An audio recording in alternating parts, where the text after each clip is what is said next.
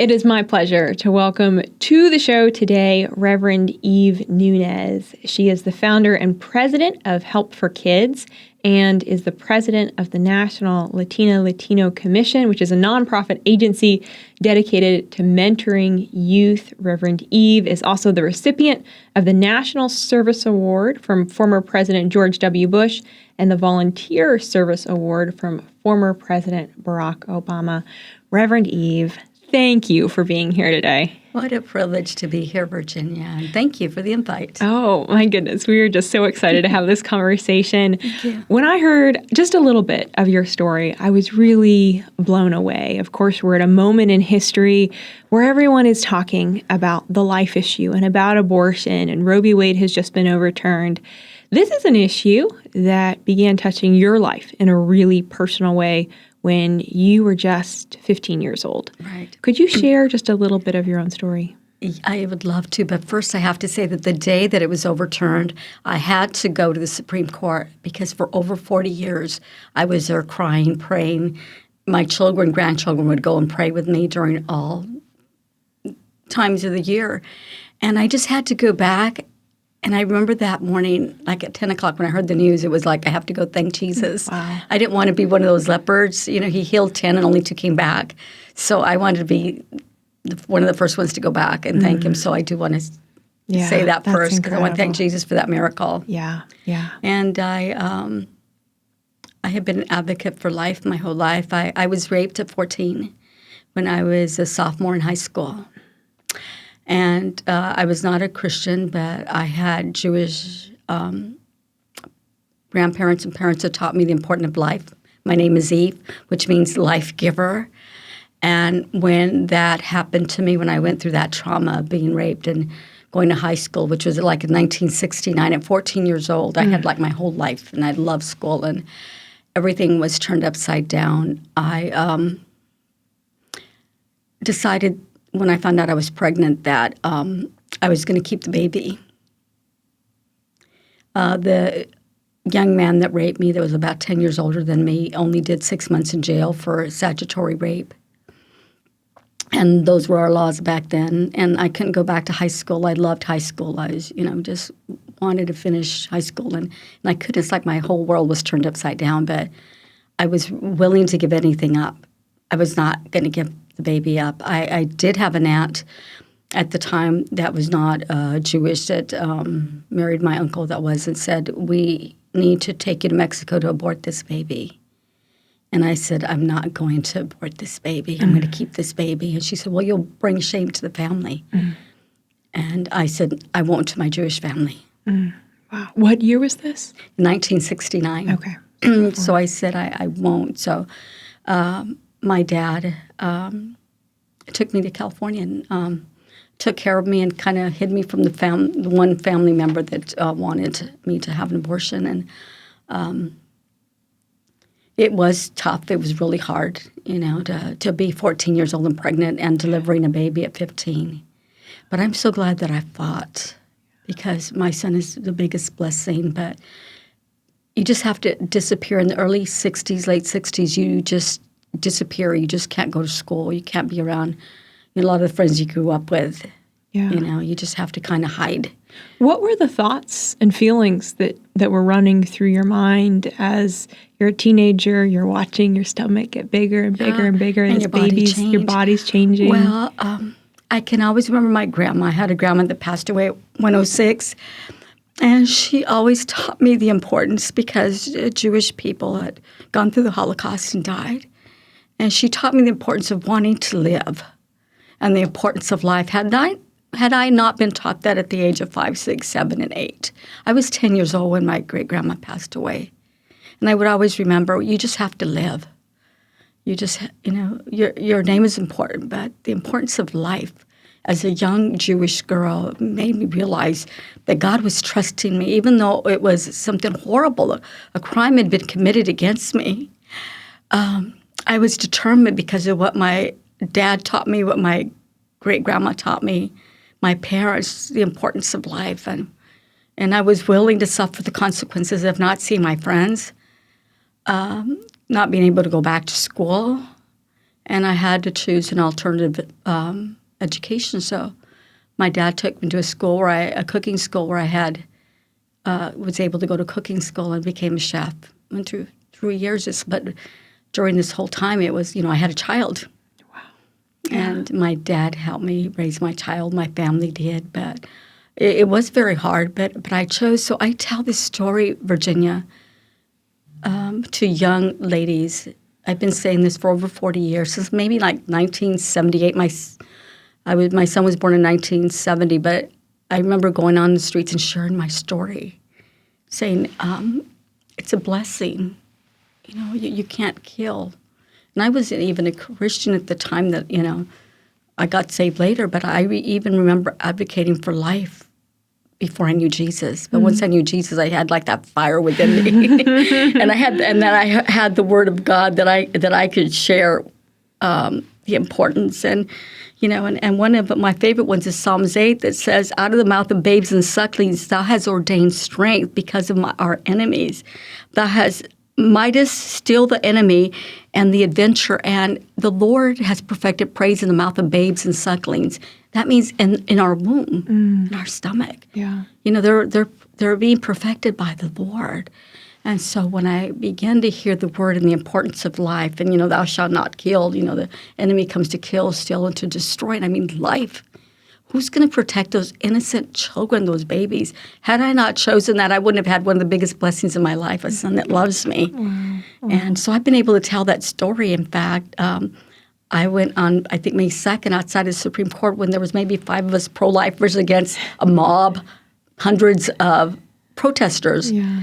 And we just prayed. In fact, the crowds have gotten very dangerous at times. I literally have gone out there, just with the armor of God and to say, God, really protect me, because people can be very violent. And the Capitol Police said the people that were here before you, about a dozen of them, all got beat up. Are you sure you want to stay here? And I said, yes, because if we can even save one life.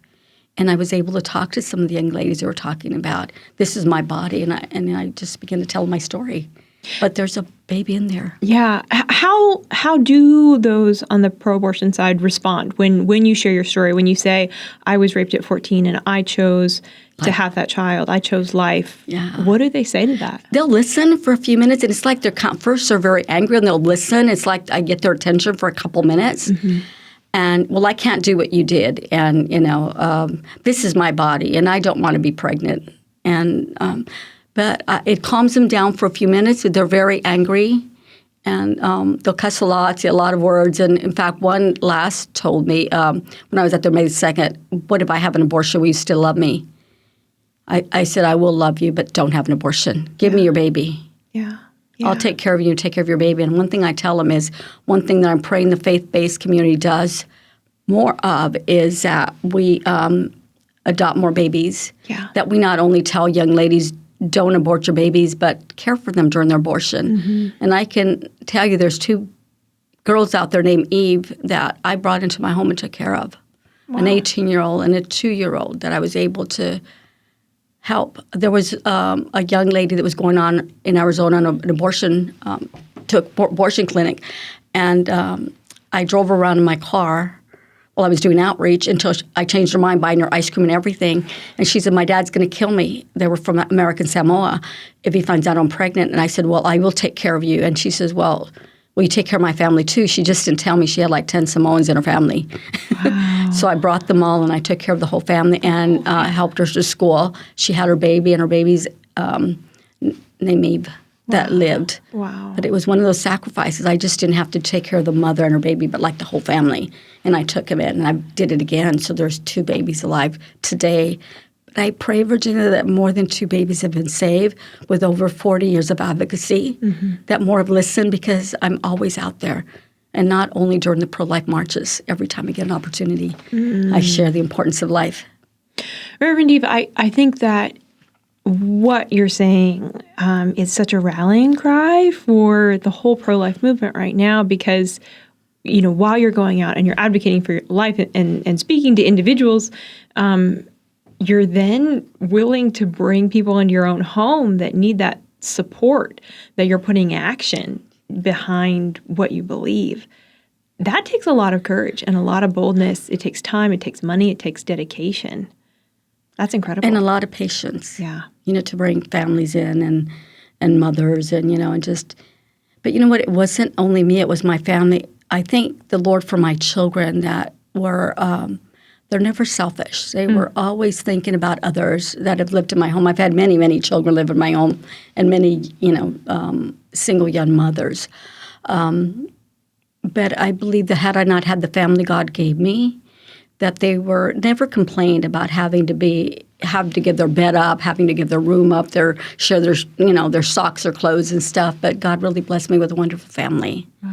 And I thank the Lord for my youngest daughter, also Hannah, who, has helped so much and would get shoe boxes and would go with me and buy socks and underwear for these children. We would have 10, 12, 15 in our home at a time. But to have a family that loved also and had compassion, and they never felt inconvenience. In fact, I was thanking the Lord for them today. I said I could only do what I do because, and help save lives because of the children the Lord gave me. Yeah. Well, obviously right now, we're having conversations at this moment in history like, really never before about these kinds of topics, about, policymakers are making decisions about abortion laws. And, we've seen recently in the news the story of a 10-year-old girl from Ohio who was raped and then got an abortion. And, there's really challenging, hard conversations taking place. What is sort of your insight, your advice, your wisdom for how with a heart full of compassion, we can talk about some of these really, really challenging things and come up also with policy solutions that protect life? Well, a doctor told me when I was 14, this could risk your life. You're too young to have this baby. And I said, well, I choose for you to save the baby's life. I was 14 years old. And I said, if it ever comes to the point where it's me or the baby has to live. And where did that conviction come from at the age of 14? From my grandma. I had a grandma that was Jewish that taught me the importance of living. Yeah. And I spent a lot of time with her in Montana. And I think my parents, I'm one of 18, but I think they taught me to love. And, as a Jewish woman, I just knew that we just had to live and have babies. We had to multiply. Okay. When you lose over 6 million people in the Holocaust. Yeah. And you're just taught the importance of life and to do everything. And I thank the Lord that I chose that. But with these laws that are passing, and Isaiah 10:1 says, woe unto them that decree unrighteous decrees, and that write grievousness which they have prescribed in their writing. We have lawmakers and policymakers are writing laws, about the life of a child and, decreeing death instead of life. Jesus came to give life and to give life more abundantly. And he's the giver of life, and who are these lawmakers? Who do they think they are saying they can take life? And then when Planned Parenthood has been selling baby body parts, I pray for David a lot. I think he's that journalist that they want to call him a felon and give him all types of felonies because he exposed Planned Parenthood when they were plotting and selling baby body parts. And I say, oh my God, have mercy on us, forgive us. Mm-hmm. And now with them wanting to codify abortion to where the baby, up to the time of birth, a full-born baby can be murdered, and torn apart. And I'm just saying, Lord, that's torture. It just breaks my heart that people can be so evil is a word, and corrupt minds to allow that to happen to a baby. And I'm saying we need to have more people rise up and speak up and pray more. I've been praying nonstop for life since, even when I wasn't a Christian, I would still say, God help us. Yeah. That someone would want to kill a baby inside of a womb. Yeah. Now, I've watched videos of you going out and you speaking with those on the pro-choice, pro-abortion side who, kind of say, well, you made your choice and that's fine, and it's fine that you made your choice, but we should be able to make our choice. Right. How do you kind of respond to that, especially when you're talking about an issue as sensitive as rape? Well, I think to me, I spoke of what a blessing it was in my life, and you have a choice, but the baby's a human, and the baby has a choice, and the baby wants to live. I mean, I say that so many times. Yeah. The baby wants to live. Yeah. Yeah. The baby does not want to die. The babies are inside of the womb when those tools are going after them to rip them out of the womb, and they're moving away from a baby, just weeks old, is going away from these instruments. They're going in there to tear their bodies apart. And I'm just saying, this baby is running away from those instruments that are trying to kill them, tear them to pieces. Mm-hmm, mm-hmm. If they could only see those ultrasounds and just see, this is a baby that's alive. Mm-hmm. This baby wants to live. Yeah, yeah. And I know, for you, obviously, your world changed. And you mentioned, you had to leave your high school. And, I think so many women, say, well, I'm not going to be able to pursue, the dreams in my heart. I have to lay all that down, if I continue with this pregnancy, whatever the situation might be. And that's legitimately hard, right? It's hard to lay those dreams down, or maybe push pause on them. What do those conversations and those dialogues look like, even as you have journeyed with women who I'm sure have had to do that, to push pause on those dreams? And, I've also talked to a lot of young girls that have had abortions, that have talked about the trauma they've gone through after and the torment. It's never right. And I tell them it's best. And I've had some that have gone through abortion talk to those that are pregnant saying, trust God. God will take care of you. He'll take care of your child. But killing a baby, and I always use that as murder, that is never right. Yeah, yeah. And you obviously love the Lord. You're a Christian. Reverend Eve, the Lord has kind of given you a picture of what you feel like one of your roles will be in heaven. Share a little bit about that. Yes. Well, I want to share this scripture, and I'm going to do that. In Jeremiah 1:4-5 says, and the Lord said to Jeremiah, I chose you before I gave you life. I chose you, Jeremiah, before I gave you birth. Before you were born, I chose you. And I selected you to be a prophet to the nations. So the Lord has chosen these children, every single one, before they were born. So there's a destiny for every child. And Jeremiah is calling a prophet to the nations. And I'm thinking of the 63 million plus babies that have been murdered that we know of, right? Mm-hmm. And they had a destiny. Yeah. The Lord knew them. So I had a dream of the Lord where the Lord showed me my mansion in heaven. And as I walked into this place, my favorite room in my mansion, and I'll say real quickly, I am a chef, so when I first walked into my mansion, there was a gourmet kitchen, but it was a kosher kitchen than a regular kitchen. Then Jesus took me to a little room that was my prayer chamber, because I love to pray. It was a small room with 2 little candles like my Jewish grandma used to have for Shabbat, and a little red velvet pillow. He showed me the bridal chamber where we're going to minister unto Jesus and worship him forever. But my favorite room in my mansion is there was a big room, the clouds, there was no ceiling, and it was all like glass. And when I went in there, babies were being brought to me. And I was walking with Jesus. Many, many babies were being brought to me. And in heaven, I get to take care of some of these aborted babies. Wow. Jesus says, I said, what is their names? Because there were so many. And I was just excited, like a little girl at a little dress shop or candy store. It was like my favorite room. I saw all these beautiful rooms in my mansion, but my favorite room was when babies were being brought, and I got to so many babies that I was thinking, I don't have enough arms to hold all these babies.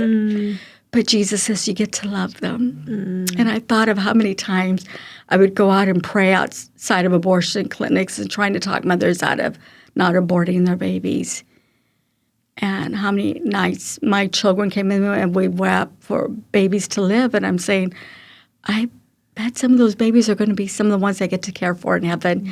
And Jesus called them blessed. Wow. I said, what are their names? He says, they're blessed, and you get to love them. He didn't use the word care. He says, you get to love them. So I was just embracing these babies. So I know that I'm going to have a room in my mansion. The biggest room in my mansion is to care for some of these babies. And it's been a battle. And abortions are still happening. Babies are still being murdered.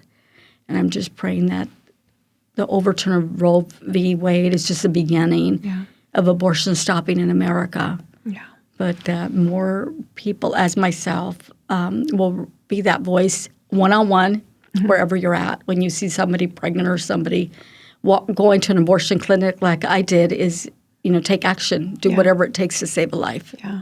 Tell us how we can follow your work. You are so active and such an advocate for life. How can we keep up with what you're doing? Well, I do have a website called Help for Kids. It's HELP with the number 4, KIDZ.org. Excellent. Yeah. Okay, great. Well, we'll check that out. Make sure to link that in the show notes. But Reverend Eve, thank you. We really appreciate you just being willing to share your story and to be such a voice and an advocate for the unborn. Well, I love the Heritage Foundation, the work here. I've been a supporter, and I just thank God for all the advocacy work this organization has done. And so thank you for giving me a voice today, and I just pray that there's someone out there that will hear this message and fight for babies, fight for life, inside of the womb and outside of the womb. Amen. Thank you, Virginia. Thank you. God bless you.